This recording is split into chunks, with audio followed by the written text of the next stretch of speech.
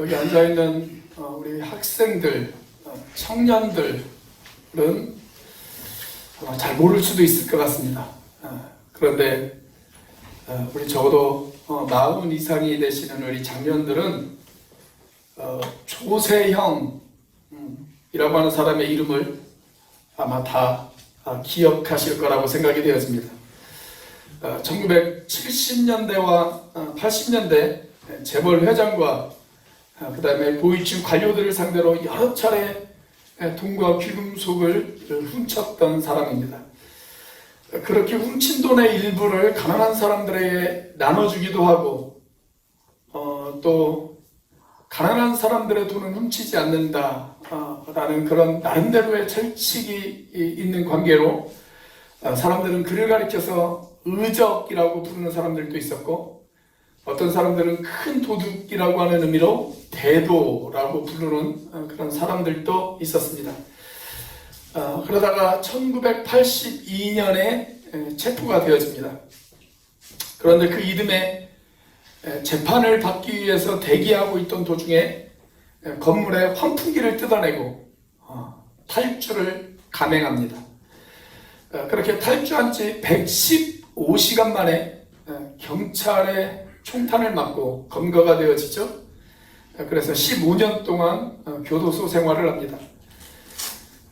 그런데 이 사람이 감옥에 있을 때 신앙생활을 시작을 했어요. 성경을 읽으며 자신이 거듭났다고 이야기를 합니다. 그리고 1998년 11월에 출소를 했는데, 출소한 이후에 많은 교회를 돌아다니면서 신앙 간증을 하기 시작을 합니다.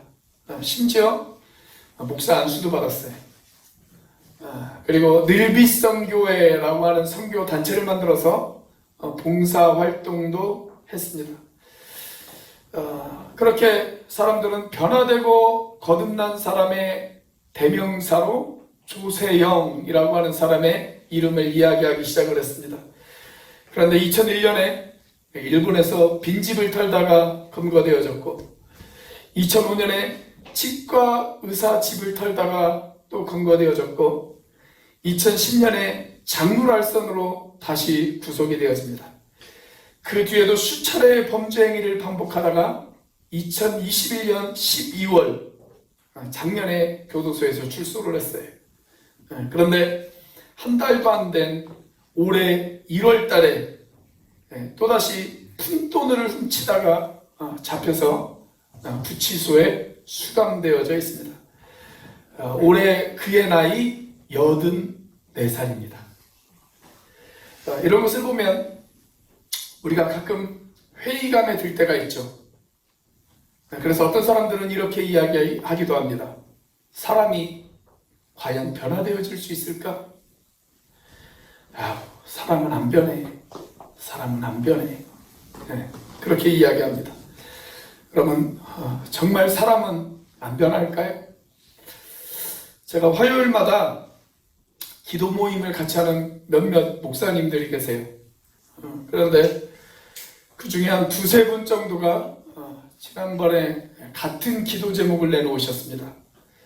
동일한 문제로 기도 요청을 하셨는데, 그 문제가 뭐냐면 목회에 있어서 큰 슬럼프가 찾아왔다 라는 것입니다. 큰 슬럼프가 찾아왔다. 이유인즉슨 몇 년 동안 열심히 가르쳤어요.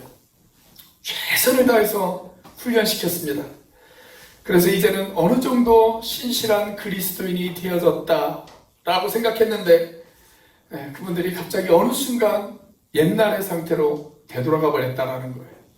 그것을 보면서 크게 낙심해서 내가 이제 목회를 그만둬야 하나 라고 하는 깊은 회의감까지 들었다 라고 하는 이야기를 들었습니다.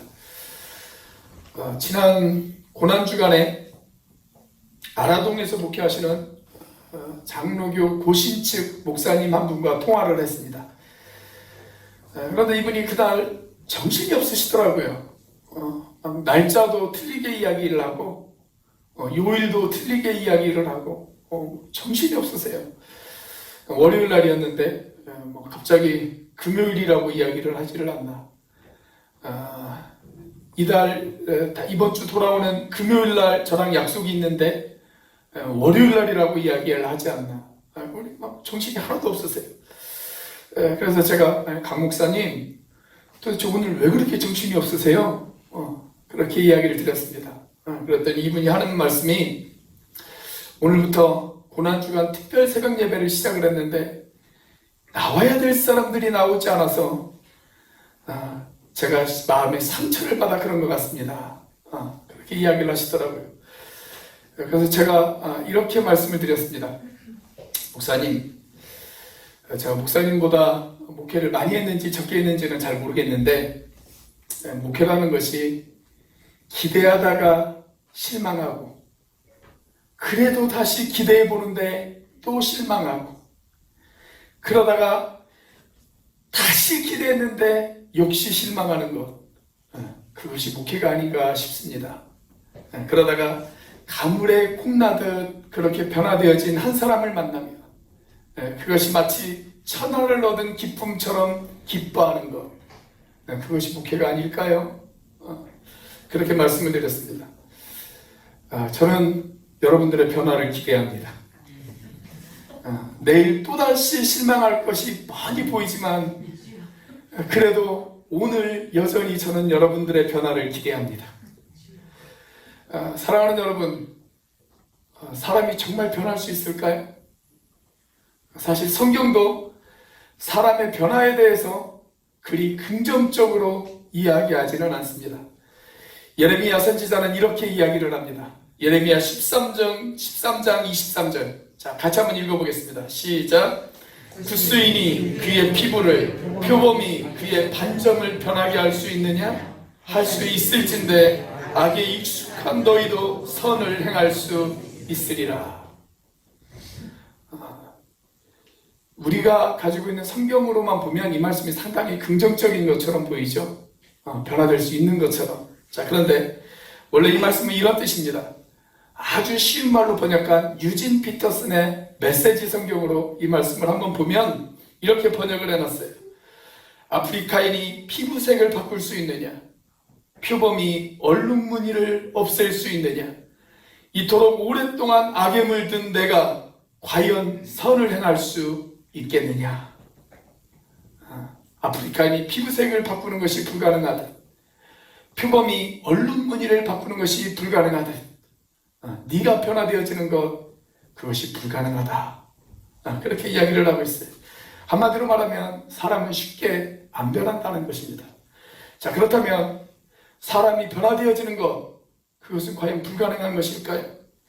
사람은 정말 변하지 않을까요? 결론부터 이야기하자면 그렇지 않습니다. 오늘 우리가 함께 읽은 에베소서에 있는 말씀을 보면 우리가 변화되어질 수 있다라고 그렇게 성경은 우리에게 가르치고 있습니다. 우리는 예수 안에서 얼마든지 변화되어질 수가 있습니다. 그런 변화를 가리켜서 성경은 옛사람을 벗고 새 사람을 입는다 라고 그렇게 표현해 놓았습니다. 우리는 얼마든지 새 사람이 되어질 수 있다는 거예요. 우리 옆에 있는 분들, 앞뒤에 있는 분들하고 같이 한번 인사해 볼까요? 당신도 변화될 수 있습니다. 한번 인사해 보겠습니다. 네, 그래요. 그렇다면 중요한 것은 이것입니다. 우리가 어떻게 옛사람을 벗어버리고 새 사람을 입을 수 있을까요? 첫 번째, 벗어야 할 옛사람이 누구인가를 알아야 합니다. 벗어야 할 옛사람이 누구인지를 알아야 합니다. 자, 성경은 우리가 하나님을 알지 못했던 시절, 즉 내가 예수 믿기 이전의 상태를 가리켜서 옛사람이다, 그렇게 이야기를 하고 있습니다. 오늘 본문 말씀을 보면 이 옛사람의 특징 세 가지를 이야기하고 있어요. 첫 번째는 마음이 허망한 사람입니다. 옛사람은 마음이 허망해요. 마음이 허망했기 때문에 이 옛사람에게 나타나는 특징이 뭐냐? 총명이 어두워졌습니다. 총명이 어두워졌어요. 자, 마음이 허망해지고 총명이 어두워졌으면 나타나는 결과 하나님의 생명에서 떠났다, 그렇게 이야기합니다. 옛사람의 특징이 이 세 가지예요. 마음에 허망함이 있어요. 총명이 어두워졌어요. 하나님의 생명에서 떠나 있어요. 자, 17절 말씀 같이 한번 읽어보겠습니다. 시작. 그러므로 내가 이것을 말하며 주 안에서 증언하노니 이제부터 너희는 이방인이 그 마음에 허망한 것으로 행함같이 행하지 말라. 자, 하나님을 알지 못하는 이방인들은 허망한 것을 쫓아 살아갑니다. 여기 등장하는 허망이라고 하는 단어는 열심히 수고하고 몸부림쳤는데 열매가 없는 것, 그것이 허망이에요. 그것이 허망. 여러분, 봄이에요. 농부가 밭에 씨를 뿌렸습니다. 씨를 뿌리면서 농부가 기대하는 것이 있어요. 뭘 기대할까요? 열매죠. 열매. 우리는 꽃을 보면서 기뻐하지만 농부는 꽃에는 그리 큰 관심이 없습니다. 꽃보다 농부는 열매를 더 기대합니다. 자, 그 열매를 위해서 뜨거운 여름에 수고로 여기지 않습니다. 최선을 다합니다. 그렇게 가을이 되었습니다. 그런데 열매가 없어요. 열매가 없어요. 여러분, 그렇게 수고하고 했었는데 열매를 얻지 못했다. 그렇다면 얼마나 허망합니까? 얼마나 허무합니까? 우리 학생들과 청년들은 지금이 시험기간이죠. 시험기간이 돌아왔어요. 내가 열심히 공부했어요. 시험기간에 잠도 안 자고 정말 최선을 다해서 공부를 했어요. 그런데 딱 시험 성적표를 받았는데 그 성적표가 내가 기대했던 그런 성적표가 나오지 않았어요. 그럴 때 여러분 얼마나 허무해요. 내가 노력했는데, 내가 최선을 다했는데 내가 기대했던 성적표가 나오지 않았을 때 여러분 그때 얼마나 허망합니까? 제가 고등학교 때 교회에서 부흥회가 있었어요. 근데 그때 강사 목사님이 하신 말씀이 지금도 기억이 납니다. 이분이 6.25 전쟁이 한참일 때 중학생이었대요. 그런데 자기가 살던 마을에 공산군의 폭격이 시작이 되어졌어요. 그래서 사람들이 그 밤에 자다가 일어나서 짐을 싸가지고 피난을 가기 시작을 합니다. 그 피난 행렬을 따라서 막 뒷동산을 넘어가려고 하는데 갑자기 폭탄이 떨어졌어요. 어디에 떨어졌냐면 자기가 다니는 학교에 떨어졌어요. 그래가지고 그 학교가 막 불타기 시작을 합니다. 사람들은 소리치고 난리가 났습니다. 그런데 이분은 불타는 학교를 보면서 아주 좋아했답니다. 왜 좋아했을까요? 열심히 공부를 했는데 성적이 별로 안 좋은 거예요. 성적이. 불이 났으면 어떻게 되어질까요? 성적표가 불탈 거 아니에요. 지금이야 다 전산화가 되어 있어서 성적표가 불타도 교육청 서버에 다 자료가 저장되어 있습니다. 지금이야 그럴 리가 없는데 옛날에는 뭐 다 종이로 되어 있잖아요. 종이로. 그 불타버리면 그게 끝이단 말이죠. 그러니까 성적표 불타는 것을 보고 엄청 기쁘고 행복해했다. 그런 이야기를 제가 들었습니다. 여러분, 하나님을 모르는 사람들이 추구하는 것, 돈, 쾌락, 권력, 명예, 이런 것들을 추구해요. 그런 것들을 향해서 달려가고 그런 것들을 얻기 위해서 아등바등 그렇게 살아갑니다. 그러나 결국 인생의 끝자락에서 그들이 고백하는 것, 그들이 이야기하는 것, 그들이 느끼는 것, 허망함을 느낀다는 거예요. 허망함을 느낀다. 마치 솔로몬의 고백처럼 말입니다. 그 모든 것을 다 가져봤지만 돈도 가져봤고 쾌락도 누려봤고 권력도 누려봤고 명예도 가져봤던 이 솔로몬이 자신의 인생을 마무리하면서 그가 남긴 마지막 말 뭐였습니까? 헛되고 헛되며 헛되고 헛되니 모든 것이 헛되도다. 5번 나와요. 헛되고 헛되며 헛되고 헛되니 모든 것이 헛되도다. 그래서 옛사람의 마음 가운데 허망함이 있어요. 하나님을 알지 못하는 사람, 하나님의 생명이 그 안에 없는 사람, 그 사람의 마음 가운데 허망한 마음이 있습니다. 허망한 마음. 자, 그래서 성경은 옛사람의 또 하나의 특징이 총명이 어두워졌다. 그렇게 이야기를 해요. 오해하지 마십시오. 여기에서 말하는 총명은 세상적인 지혜를 이야기하는 것이 아니에요. 여러분, 믿지 않는 사람들 가운데도 똑똑한 사람들은 얼마든지 많이 있습니다. 믿지 않는 사람들 가운데 믿는 사람보다 더 똑똑한 사람들도 있습니다.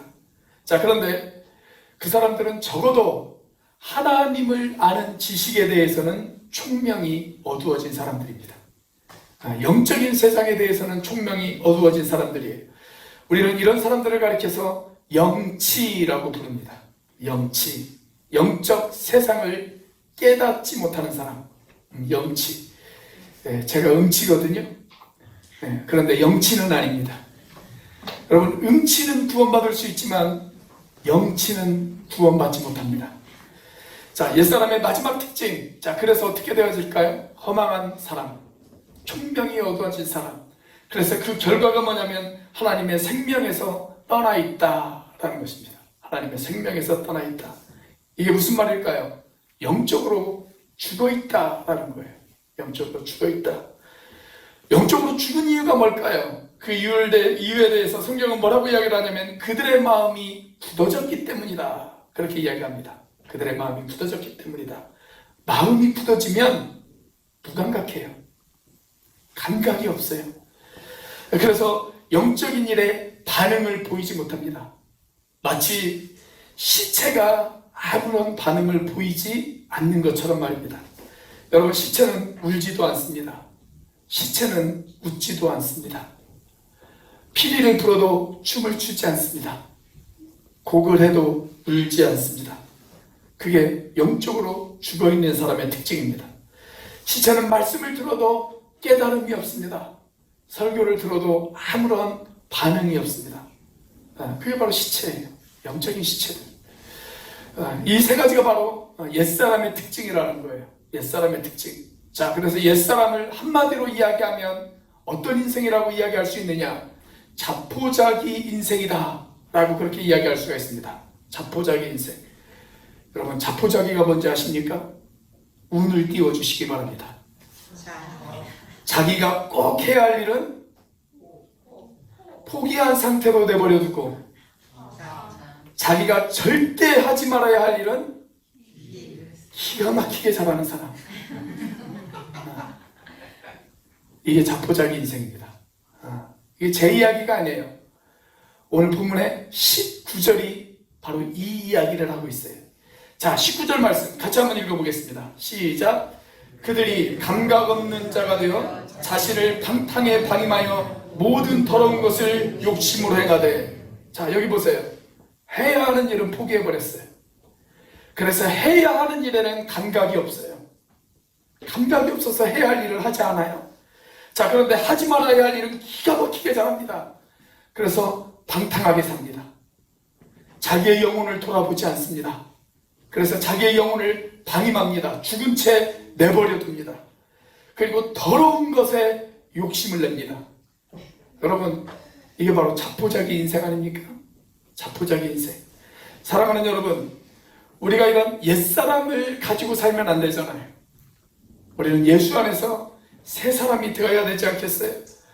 아니, 우리 사랑하는 자녀들, 내 가족들, 내 친구들, 내 이웃들, 아직도 예수님이 그 가슴에 없는 사람들, 여러분, 그 사람들이 옛사람의 상태로 있도록 그렇게 내버려 두시겠습니까? 그들이 새 사람이 되도록 우리가 그들을 도와야 되지 않을까요? 자, 그래서 우리가 어떻게 옛사람을 벗고 새 사람을 입을 수 있느냐? 두 번째로 입어야 할 새 사람이 누구인지를 알아야 합니다. 입어야 할 새 사람이 누구인지를 알아야 합니다. 새 사람이 되려면 새 사람이 누구인지를 알아야죠. 자, 바울은 그 새 사람을 가리켜서 뭐라고 이야기를 했냐면 하나님을 따라 지으심을 받은 자라고 이야기했습니다. 다시 말하면 하나님을 닮은 자가 새 사람이다. 그 이야기예요. 하나님을 닮은 자가 새 사람이다. 여러분, 우리가 창세기 1장을 보시면 하나님이 세상을 창조하시죠. 근데 하나님이 세상을 창조하실 때 그 창조 행위를 설명하면서 반복적으로 이야기하는 단어 하나가 있어요. 그게 뭐냐면 그 종류대로 지으셨다라고 하는 말입니다. 그 종류대로 지으셨다. 새는 뭐같이 지으셨어요? 네, 새같이 지으셨어요. 말은 말같이 지으셨어요. 개는 개같이 지으셨어요. 벌레는 벌레같이 지으셨고 그 종류대로 하나님께서 만드셨습니다.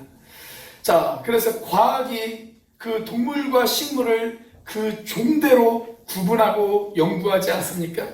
하나님께서 말은 말같이, 소는 소같이 그렇게 그 종류대로 만드셨어요. 자, 그런데 그것이 사람에게 오면 달라집니다. 사람은 사람 가치가 아니에요. 사람에게 오면 그게 어떻게 달라져요? 사람은 하나님 같이 만드셨어요. 하나님처럼 만드셨습니다. 자, 오직 사람만 하나님을 닮아가도록 그렇게 만드셨다라는 거예요. 그래서 창세기 1장의 표현을 그대로 이야기한다면 사람은 하나님의 형상을 따라 만드셨습니다. 하나님의 형상을 따라. 여러분, 그 하나님의 형상이 뭘까요? 하나님의 형상. 우리처럼 눈 있고 코 있고 입 있고 이게 하나님의 형상일까요? 그렇지 않아요. 하나님은 영적인 존재이시기 때문에 우리처럼 이런 육체적인 형상을 이야기하고 있는 것이 아닙니다. 자, 그렇다면 하나님의 형상이란 도대체 무엇일까요? 오늘 본문 말씀을 보면 우리가 닮아야 할 하나님의 형상 세 가지를 이야기하고 있습니다. 자, 24절 말씀입니다. 같이 한번 읽어보겠습니다. 시작. 하나님을 따라 의와 진리의 거룩함으로 지으심을 받은 새 사람을 입으라. 자, 여기 등장하는 하나님의 형상 세 가지 뭐예요? 의, 진리, 거룩함. 의, 진리, 거룩함. 이게 바로 우리가 닮아야 할 하나님의 형상입니다. 하나님의 형상. 원래 하나님께서는 우리를 의롭게 만드셨습니다. 우리를 진리 가운데 거하도록 만드셨습니다. 진리 대신 하나님 안에 거하도록 그렇게 만드셨습니다. 그리고 그 하나님을 닮아 거룩을 닮아갈 수 있는 그런 존재로 우리를 만드셨습니다. 그런데 죄가 들어와서 이 모든 것들을 다 파괴해버렸어요. 다 파괴해버렸어요. 그런데 다시 회복할 방법이 있다는 거예요. 다 파괴되어진 줄 알았는데 우리가 다시 이것을 회복할 수 있는 방법이 있다. 그것은 우리가 새 사람이 되는 것이다. 그렇게 다시 회복되어진 사람, 하나님의 형상이 다시 회복되어진 사람, 그 사람을 가리켜서 우리는 새 사람이다. 그렇게 이야기합니다. 새 사람이다. 이건 거짓말하던 사람이 이제 거짓말을 좀 안 해야지 이런 사람이 되어지는 거 아니에요. 그냥 도둑질하던 사람이 도둑질을 안 하는 것, 그 정도 차원을 이야기하는 것이 아닙니다. 이건 완전한 새 사람이 되어지는 거예요. 완전한 새 사람이 되어지는 것. 그냥 거짓말하던 사람이 거짓말을 안 하고 도둑질하던 사람이 도둑질을 안 하는 것, 이런 것을 가리켜서 뭐라고 이야기를 하냐면 갱신이라고 이야기합니다. 또는 교화라고 이야기를 하죠. 교화. 그냥 고장난 것을 고쳐 쓰는 거예요. 저는 조세현 같은 사람이 바로 그런 사람이라고 생각합니다. 고장이 났어요. 그래서 고쳐서 사용을 해봤는데 다시 고장이 났어요. 다시 고장이 났어요. 성경은 그 정도 차원을 새 사람이라고 이야기하지 않아요. 완전한 거듭난 사람, 완전히 거듭난 사람. 예수 믿고 예수의 생명이 그 안에 들어가서 완전히 거듭난 사람, 그 사람이 바로 새 사람이다. 그렇게 이야기를 하고 있습니다. 여러분, 요한복음 3장을 보시면 어떤 남자 한 사람이 등장을 해요. 그 남자가 밤중에 예수님을 찾아옵니다. 그 사람의 이름은 니고데모라고 하는 사람입니다. 니고라고 하는 이름의 뜻은 뛰어난이라고 하는 뜻이에요. 데모는 사람입니다. 그래서 둘을 합치면 어떤 뜻을 가지고 있습니까? 뛰어난 사람이라는 뜻을 가지고 있습니다. 정말 그는 이름 그대로 뛰어난 사람이었습니다. 뛰어난 사람이었어요. 그런데 이 사람이 한낮이 아니라 밤중에 사람들 시선을 피해서 몰래 예수님을 찾아옵니다. 왜 밤중에 찾아왔을까요? 성경은 이 사람의 직책에 대해서, 이 사람의 신분에 대해서 뭐라고 이야기를 하냐면 그가 공의 의원이었다 라고 그렇게 이야기를 합니다. 공의 의원이었다. 당시 이스라엘에는 70명으로 구성되어진 사내들인 의원이라는 게 있었어요. 사내들인 의회라고 하는 공회라는 게 있었습니다. 공회. 요즘 우리로 말하자면 국회의원 정도 되어지는 신분이다라고 하면 아마 이해가 쉽게 되어질 것 같아요. 자, 거기에다 대고 이 사람들은 또 어떤 일까지 했느냐? 재판을 하는 일도 했습니다. 그러니까 판사의 역할까지도 했어요. 그리고 사람들을 가르쳤어요. 랍비였어요. 요즘으로 말하자면 교수였어요. 랍비의 역할까지 했어요. 더구나 이 사람은 바리새인 신분이었습니다. 그래서 율법적으로 도덕적으로 아주 철저한 사람이었습니다. 정말 그는 이름처럼 뛰어난 사람이었어요. 도덕적으로도 뛰어났고 율법적으로 뛰어났고 사회적 위치나 명예나 권력이나 다 가지고 있었던 그런 사람이었습니다. 자, 그런데 이렇게 사회적으로 꽤 높은 신분이었던 사람이 밤에 예수님을 찾아오니요. 신분이 높다 보니까 낮에 예수님을 만나면 혹시라도 자기가 사회적으로 불이익을 당할까봐 그는 아무도 보는 사람들이 없을 때 사람들의 눈을 피해서 밤에 예수님을 찾아옵니다. 자, 그리고 예수님과 대화를 나눠요. 예수님에게 이렇게 이야기를 합니다. 선생님, 제가 보니까 선생님은 평범하신 분은 아닐 것 같습니다. 선생님이 평범하신 분이라면 어떻게 이런 기적을 행하실 수 있겠습니까? 라고 이야기를 합니다. 자, 그러자 우리 예수님이 어떻게 말씀을 하시냐면 이런 이야기를 하세요. 사람이 거듭나지 않으면 하나님의 나라를 볼 수도 없고 하나님의 나라에 들어갈 수도 없다. 너도 마찬가지야. 너도 거듭나야 해. 그렇게 이야기를 하세요. 너도 거듭나야 해. 자, 그러자 니고데모가 뭐라고 이야기를 하냐면, 아니, 사람이 어떻게 거듭날 수 있습니까? 어머니 뱃속에 들어갔다가 다시 나온단 말입니까? 그렇게 이야기를 해요. 자, 영적인 거듭남에 대해서 그는 전혀 이해하지 못한 채 그렇게 예수님의 곁을 떠납니다. 율법에 정통한 사람이었고 바리새인이었고 사람들을 가르치는 랍비였지만 그는 영적인 세상을 이해하지 못했습니다. 그래서 거듭남에 대해서 전혀 이해하지 못한 채 그렇게 떠나요. 그리고 성경에서 한동안 그의 모습이 보이지를 않아요.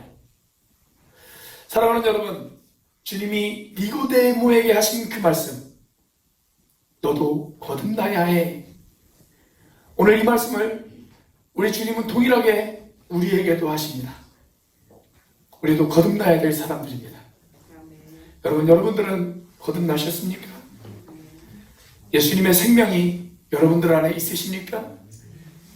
예수님 안에서 여러분들은 정말 거듭난 사람들이십니까? 내가 거듭났다면 또 우리 주변에 거듭나지 못한 영혼들, 아직까지 예수님을 알지 못하는 영혼들, 아직까지 예수의 생명이 없는 내 사랑하는 자녀들, 나의 가족들, 내 이웃들, 여러분, 우리가 그들에게 어떻게 침묵할 수 있겠습니까? 내가 거듭남의 비밀을 알았는데, 내가 예수 그리스도로 인해서 나는 거듭났는데 그들은 어떻게 우리가 방치할 수 있겠습니까? 우리가 어떻게 잠잠할 수 있겠습니까? 그래 여러분, 자, 우리가 벗어야 할 옛사람이 누구인지를 알았어요. 그리고 입어야 할 새 사람이 누구인지도 알았습니다. 그런데 중요한 것이 하나 남아있어요.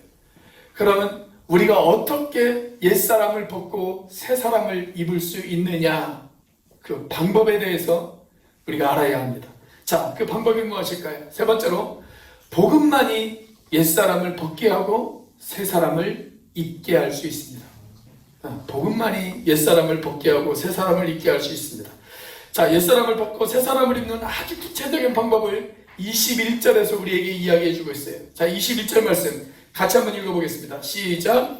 진리가 예수 안에 있는 것 같이 너희가 참으로 그에게서 듣고 또한 그 안에서 가르침을 받았을진데. 자, 여기에 중요한 동사 두 개가 등장합니다. 하나는 듣고라고 하는 동사이고 하나는 받았다라고 하는 동사입니다. 자, 먼저 들어야 됩니다. 먼저 들어야 됩니다. 누구에게 들어야 될까요? 그분에게 들어야 됩니다. 한용호 목사에게 듣는 것이 아니고 그분에게 들어야 됩니다. 그분이 누구예요? 예수님이시죠. 예수님. 예수님의 말씀을 들어야 돼요.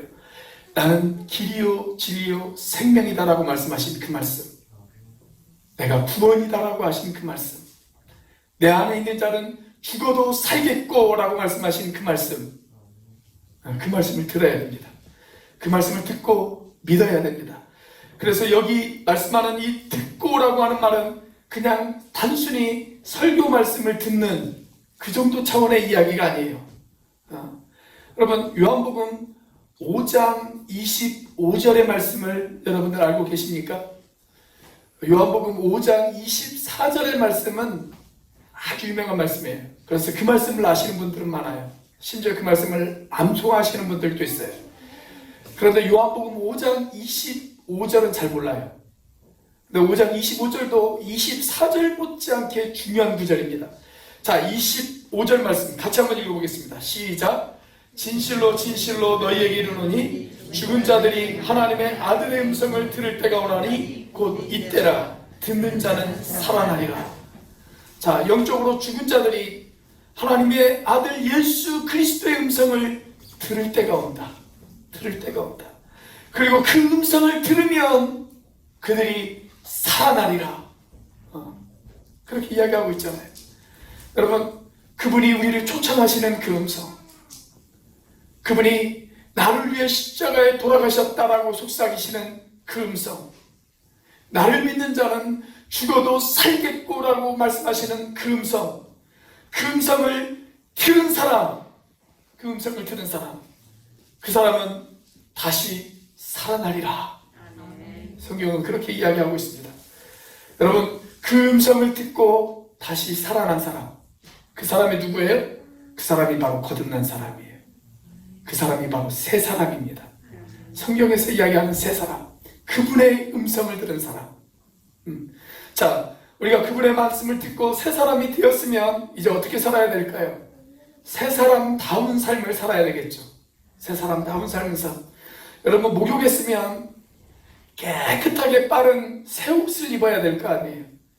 근데 애써 목욕을 했는데 더러워진, 진흙이 잔뜩 묻은 더러운 옷을 입는다면 여러분, 얼마나 어울리지 않는 모습입니까? 그래서 우리가 새 사람이 되었으면 새 옷을 입어야 됩니다. 그 새 옷을 입는 과정이 뭐예요? 그것이 바로 계속 가르침을 받는 거예요. 그분의 가르침을 계속 받는 것, 그것을 이야기합니다. 자, 제가 조금 전에 한밤중에 찾아온 니고데모의 이야기를 여러분들에게 말씀을 드렸습니다. 그는 거듭나야 된다 라고 하는 예수님의 말씀을 듣고 그 말씀을 이해하지 못한 채 예수님의 곁을 떠났습니다. 그리고 성경에서 이 니고데모의 모습은 보이지를 않습니다. 그러다가 어느 한순간 이 니고데모의 얼굴이 성경에 다시 등장합니다. 자, 요한복음 19장 39절 같이 한번 읽어보겠습니다. 시작. 일찍이 예수께 밤에 찾아왔던 니고데모도 모리압과 침향 섞은 것을 100리트라쯤 가지고 온지라. 자, 예수님께서 십자가에서 죽으셨어요. 그리고 그 예수님의 시신을 처리하기 위해서 아리마대 사람 요셉이라고 하는 사람이 예수님의 시신을 달라고 빌라도에게 요청합니다. 그리고 빌라도에게 예수님의 시신을 받고 그 예수님의 시신을 자기가 구입한 새 무덤에 안치시키기 위해서 찾아와요. 그런데 그 자리에 누구도 찾아왔느냐? 니고데모도 찾아왔어요. 직업이 같았어요.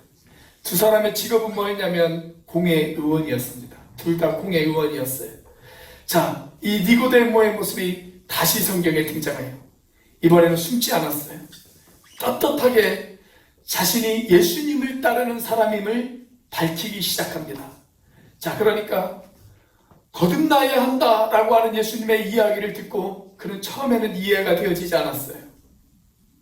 처음에는 예수님을 그냥 기적을 행하시는 분, 선지자 중에 한 사람, 꽤 훌륭한 도덕적인 가치를 가진 사람, 정도로만 예수님을 생각했을 것입니다. 그런데 어느 순간 그 예수님의 음성을 들었어요. 내가 부활이요 생명이다. 내가 세상 죄를 짊어지고 가는 하나님의 어린 양이다. 그 말이 들리기 시작을 했습니다. 그리고 그 말이 믿어지기 시작을 했습니다. 그리고 그 예수님을 주님으로 영접했을 것입니다. 그리고 이제 그분을 따르는 사람이 되었습니다. 그리고 이제는 어떤 손해가 그에게 주어진다 할지라도, 어떤 불이익이 그에게 주어진다 할지라도 그것이 두려워서 숨어버리는 사람이 되어지지 않았습니다. 그런 예수님을 따라갔습니다. 예수님이 죽음이 있는 그 자리, 예수님의 시체가 있는 그 자리, 자기에게 어떤 손해가 주어진다 할지라도 그 자리까지 예수님을 따라오는 사람이 되었습니다. 그는 변했습니다. 새 사람이 되었습니다. 그는 거듭난 사람이 된 것입니다. 옛사람을 벗고 새 사람을 입는 이 일련의 과정을 다룬 재미있는 에피소드 하나를 여러분들에게 말씀해드리고 설교를 마치도록 하겠습니다. 우리 교회는 축구를 좋아하시는 분들이 참 많죠. 미국에 가보면 축구보다는 두 개의 스포츠를 좋아해요. 하나는 야구를 좋아하고 하나는 미식축구를 좋아합니다. 미식축구. 그래서 미국에는 명절만 되면 아무것도 안 하고 텔레비전 앞에서 미식축구만 보는 사람들이 그렇게 많다고 그래요. 그런데 이 미식축구 그 팀 코치 가운데 아주 유명한 코치 한 사람이 있습니다. 조 깁스라고 하는 사람이 있어요. 조 깁스. 이분이 아주 신실한 그리스도인이십니다. 그리고 저와 여러분들 같이 침례교인이에요. 우리 교단 집사님이세요. 그래서 우리 침례교 목사님들은 이분을 조집사님이라고 부릅니다. 조집사님이라고 부릅니다. 자, 그런데 이분이 어느 날 방송에서 이야기를 하는데, 이렇게 토크쇼 같은 걸 이렇게 진행을 하는데 이런 이야기를 하세요. 자기 친구 이야기를 해요. 자기 친구 이야기. 그러면서 하신 말씀이 뭐냐면, 이분 친구가 하나 있는데 그 친구가 집에서 개를 기르고 있었대요. 좀 큰 개, 배영견을 기르고 있었어요. 마당에서. 그런데 어느 날 그 친구가 회사 퇴근하고 나서 날씨가 좀 선선하고 어둑어둑해질 그 무렵에 이렇게 집으로 가는데 자기 개가 마당에서 뭘 이렇게 물고 있더라는 거예요. 하얀 걸 물고 있어요. 물고 막 고개를 흔들어요. 그래서 가까이 가서 깜짝 놀라서 가까이 가보니까 토끼를 물고 있는 거예요. 토끼를. 그래서 급하게 토끼를 빼앗았습니다. 그런데 이미 토끼는 죽어있는 상태였습니다. 자, 이 사람이 너무 당황했어요. 여러분, 사람이 당황하면 전혀 예상하지 못했던 행동들을 하죠. 이 사람이 너무 당황해가지고 엉뚱한 행동을 하기 시작을 했습니다. 어떤 행동을 하기 시작을 했냐면, 자기 집 안으로 그 토끼를 가지고 들어갔어요. 죽은 토끼를 가지고 들어갔어요. 그리고 화장실에 가서 그 토끼에 물을 뿌리고 그 토끼를 깨끗이 씻기 시작합니다. 그리고 비누칠을 해요. 비누칠을 해가지고 깨끗이 씻은 다음에 드라이로 토끼 털을 말려요. 그리고 거기다 향수까지 뿌렸어요. 왜 사람이 이런 행동을 했냐면, 자기가 사는 바로 옆집에 애완동물로 토끼를 기른단 말이죠. 토끼를 길러요. 그래서 이 사람이 어떤 생각을 했냐면, 우리 집 개가 옆집 토끼를 물어 죽였구나. 이렇게 생각했어요. 그래서 한다는 행동이 뭐였냐면, 그 토끼를 가지고 씻은 다음에 드라이로 말려서 향수를 뿌렸어요.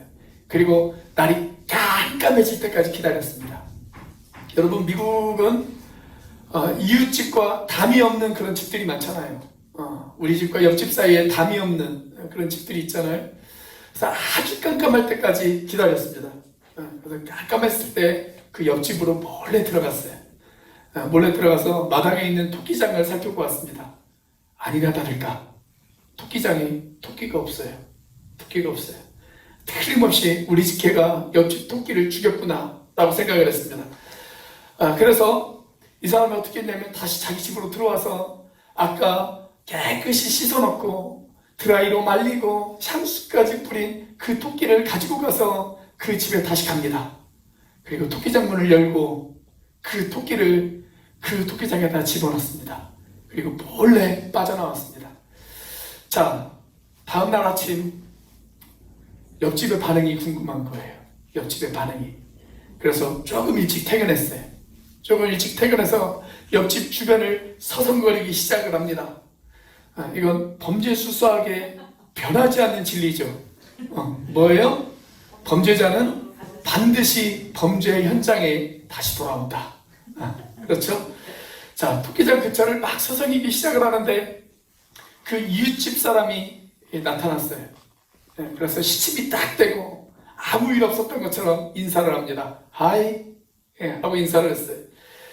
자, 그러자 옆집 사람 표정이 좀 이상해요. 그러자 이렇게 물었습니다. 도대체 왜 그러느냐? 표정이 안 좋은데 왜 그러느냐? 라고 물었습니다. 그러자 옆집 사람이 하는 말이 우리 집에 정말 괴상한 일이 벌어졌다. 그렇게 이야기를 하는 거예요. 정말 괴상한 일이 벌어졌다. 그래서 시침이 딱 되고 도대체 무슨 일이 벌어졌는데 그러느냐? 그렇게 물었습니다. 그러자 이 옆집 사람이 설명하기를 사실은 우리 집에 토끼를 기르는 거 알고 있지? 알지? 사실은 우리 집 토끼가 사흘 전에 죽었어. 그래서 내가 땅을 파서 그 토끼를 묻어주었거든. 그런데 어떤 미친놈이 그 땅을 파서 죽은 토끼를 다시 꺼낸 다음에 그걸 깨끗이 씻어서 향수까지 뿌린 뒤에 토끼장에다 다시 넣어놓았어. 아니 도대체 뭐 이런 괴상한 일이 다 있느냐? 그렇게 이야기를 하는 거예요. 그렇게 이야기를 하더랍니다. 사랑하는 여러분, 성경은 하나님을 떠난 인간, 예수님을 아직도 구주와 주님으로 영접하지 않은 모든 사람을 가리켜서 그 죽은 토끼처럼 영적으로 죽었다 이렇게 이야기합니다. 영적으로 죽었다. 육체는 살아있는데 영적으로는 죽어있어요. 여러분 밖에 나가보시면 영적으로 죽은 사람들이 많이 돌아다닙니다. 지금도 송장들이 걸어다니고 송장들이 노래하고 송장들이 춤을 추고 엄청 많아요.